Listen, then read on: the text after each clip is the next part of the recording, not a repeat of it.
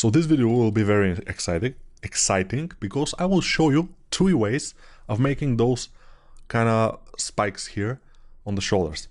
So first way is very straightforward. We will go to our subtool palette, then append here, append, and then we go to a cone 3D. Nice. Let's try it, cone 3D. And the cone is appearing here inside, so we will just click on it here on the subtool menu, on the subtools. Maybe we can increase the count of the subtools. This increase count subtools of the subtools menu is appearing first time, I think, in ZBrush 2019. So if you have lower version of ZBrush, you might think of upgrading because this is comfortable. Now we can click on it, and then we have to move it around this area. So this will be done by how? Think about it. Pressing W to get this the pivot and just dragging it here. So this will be one of our, let's turn on polyframe here. This will be one of our spikes. The thing is that this is not looking super nice, but let's try it. Let's press D to subdivide it, and it's super sharp, and it's not maybe the best option. We can of course decrease the sharpness by going to Z-modeler brush, the Z-modeler brush, and then insert single edge loop, and with Alt we will just delete some edge loops like this. Let's try it now. Okay, it will be a bit better, but this is a bit not that good. And then we might have to, of course, make it little, make it smaller, and then with Alt rotate it. But since I'm rotating with perspective, it will be a bit difficult, but not a problem. Yeah. Now we can rotate by the red axis and then put it where it belongs here. So this is one of the ways we can make our spikes. The thing is that I have to make them a bit smaller. We need adjustments, but with all of the ways that we can make them, we will need to make those kind of adjustments. Just doing. Notice that with the move tool, with this this 3D pivot, the thing is that with the white circle, you're rotating according to your camera. So the white circle is always straightforward to our camera. We can rotate, and with others, they're always to the axes. So it's up to you which one you will use. So now I think this is it. And how to make it appear on the other places? It will be manual with all the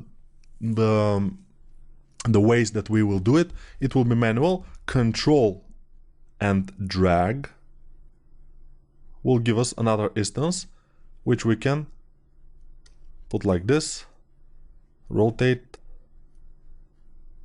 and just put it in the right place. Okay, then again put our camera like this, because if you do it like that, it's not a problem, but you will need to rotate again. So yeah, rotate, put it here, and put it inward with the green. Yes, and then another one, control drag, rotate, rotate without control, and maybe one more, control drag, rotate, put it here. And that's the first way we can do this. And I will show you other ways, which will be basically the same as we'll have to put them over. So in order to get out of the mask, you just, you know, it was masked, everything but the last one. We just control drag outside the object and we get rid of the mask. Now this is that we have a very sharp area here, which I don't like, but we can always smooth it, and it would be a little bit smarter to smooth it before we start to multiply it, but whatever, it's just the way it is. So what else we might do? Let's just with one big move brush just put it on the right path. It looks fine. We can of course mirror and okay, and it will be like this, and you will see how this little detail is making the model look a bit more interesting. So it's fine, but we will delete it. Okay, it's no more here, and we don't have save, so we're doomed. But we will try something else. So first, we may make, this will be a little bit complicated, not too much, but let's hear me out. Just you need to be aware that this is an option. You don't need to do it, but just be aware that this is an option. I will just push this a bit inwards because it's too much interfering with the shoulder in this area. So a little bit like this. And I think now it's better. So the next way is to copy, to duplicate whatever part we want from the object. For example, I can duplicate the shoulders. So duplicate the shoulders, and now we are on the duplicate of the shoulders. And now we go to our pivot with W, press W, and then we go to this customize menu here, which is this green gear, this gear. Press it, and then we can get cone 3D here. We can get another things. So what this do is this will convert our object that we are currently on to one of those primitives here, which is kind of useful because we can control them better from here. I will show you. So press it, and sorry, symmetry. Okay, we will disable symmetry and try again. Maybe with symmetry it doesn't work. Okay, so now we have this cone. Sometimes it makes it very small, but we have it here. So you won't see it because it's there, but if you press W again, you will have the option to make it bigger and put it here, for example. And now I like this cone a little bit better. So now press W again on the cone itself and press it again. So you'll have these options here. Let's turn on this and Shift D to disable dynamic subdivisions. Now we have the options on all these primitives here. We have the option to just make this, you know, to add, and here also we don't need that much polygons for this, especially on pieces like this cone that we will multiply a couple of times. I prefer to have control over the poly count. So the other cone that we had before is this poly count, and when we subdivide it enough, it will be a lot of polygons. This one in the beginning will start with a lot less polygons, which I think is cooler. So now I can go ahead and remove my perspective just to be able to move this point backwards a bit, so it will be not that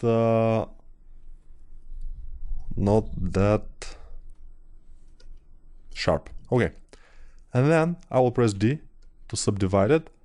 Now it looks more like from this area, because those spikes are not super sharp, you know. And I told you nothing in ZBrush should be very sharp. So this is the other way we can do it, and now we can of course place it as exactly like the other one here. We can just do this and then just control drag and place it and stuff. But we will leave this. We'll disable the visibility of it, and I will show you the other way, which is very simple and very fast way. But for this we'll need to duplicate the shoulders again, because I don't want to use that way. I prefer to use the way that I've shown you just now. But I will show you the other way. So duplicate the shoulders, then solo them. So now we are on the duplicate shoulders. The other ones are there. but the duplicates are here. So now, there's a little bit new thing. So now we have dynamic subdivisions. We don't have real subdivisions. We have dynamic subdivisions. And there are 5 of them. Maybe they are too much, but we'll see. We can apply those subdivisions and they will appear here as real subdivisions. Let's try it. Apply. And now we have 6 total subdivisions. We can drag them here. Or we can press D to go up subdivisions. Or Shift D to go down. You see here how they change. D, couple of times, Shift D, Shift D, Shift D, until we go down. So we go up with a couple of times D, and then we have symmetry, and then we just make this. Unmasks. Unmasks on the places that we want those spikes. That's very easy. Then we reverse the mask by control clicking outside the object, and then with simple move brush we go press with Alt and drag, and it will go like this, and then we can smooth it. Of course it's not exact science here, but you see what I mean, how you can do it. Press with Alt and just drag, and then smooth with Shift. Just smooth with Shift, smooth with Shift. And this is not the most, how do I say, elegant way, but it's working, and also makes our spikes more cartoonish, more what we want them to be, and that's very, very cool. But for this, we need to apply subdivisions, to have real subdivisions, which is a little bit not that, how do I say, flexible, not that flexible. So yeah, you will decide which way to use. I can use this, and then I can, for example, remove symmetry, make this, smooth it, and this will be good. You see, with the clay tubes, I'm just making some places where his armor is eaten by bugs. No, it was chipped, so it's cool. It's chipped to some places, and this is a stylized way of making kind of armor damage. Yes, and we can also make some real damage with the normal brush, but it doesn't. We don't need to do it. Let's see everything and remove the other shoulders. And I think I can keep that shoulder. I show you the other ways, and I like the result of this way the most, so I will keep it for now. We have the other shoulder. If we need it, I just disable the visibility of it, but we have it. So if we need it, we can always go and take it. So now we may start doing some things for the arm. Just those things here. We might need to do those, to extract those things and make them thicker or make them thickness, or we can leave them like this. It's up to us. Let's extract them. Let's extract them to practice extractions. So how to do this? Be very careful when you mask, because we need to mask first. Don't go over the edge like this. Don't. Just stay away from the edges, because after you extract, it will be bad. You know, so stay away from the edges. That's my advice. You can try to go over the edges, and then you will see, because you will see that it's not good, because you need mostly you need a straight surface without too much things on the edge.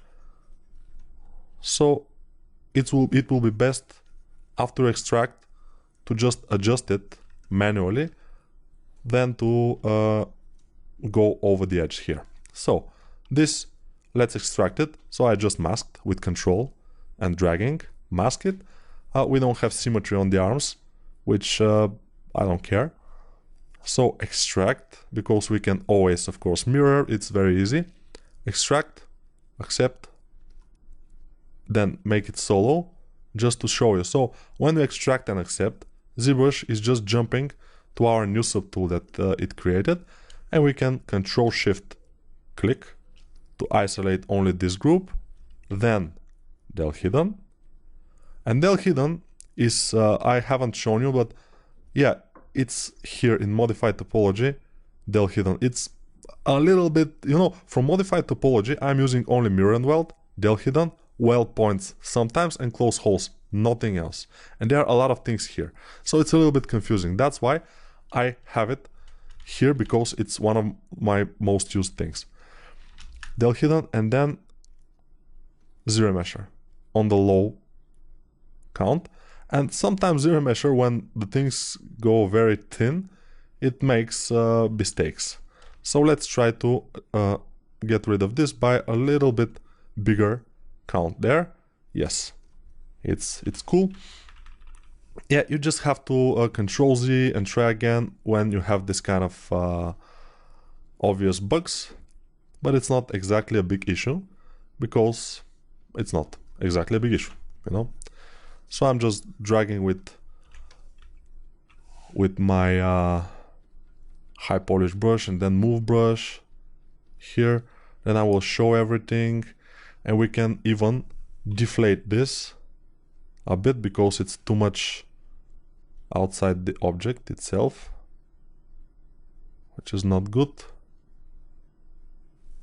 Deflate it a bit, so inflate, but on the other side, and it's here.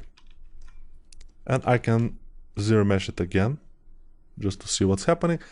Every zero mesh that you made, it will make the smoother geometry, which sometimes is good, sometimes is not that good, but in our case here it's fine. Smoother geometry is fine for us. Now we can continue on the other places, but first let's move this. I want to make this good, the border here to be better looking. That's why we have a separate object now. That's why I extracted it, because we have more control, and that's a cool thing. So let's now, don't forget, I switched to the arm now, so I'm on the arm. Don't forget to disable this mask and before you make new one, because otherwise you will have a problem. It will extract both, and yeah, you don't want that. So disable one mask by Control dragging outside the object, and now we are making this mask. Making the mask with Control, just with Control drawing on the object, making the mask, rotating, moving, everything. And now I will extract this. Extract, accept, again, Control-Shift-Click, del hidden, and then zero mesher on the lowest. Let's see if it will make some problems. Yes, it had made some very huge problems here. I'm not sure why. Let's see. Let's make it with a little bit bigger polygon count here. Okay, now it's a bit better, although it has some issues here, which I don't know why they appear, but it's not exactly a big problem. So now I will deflate it again to match more the hand below, and then I will move this to go below the other armor.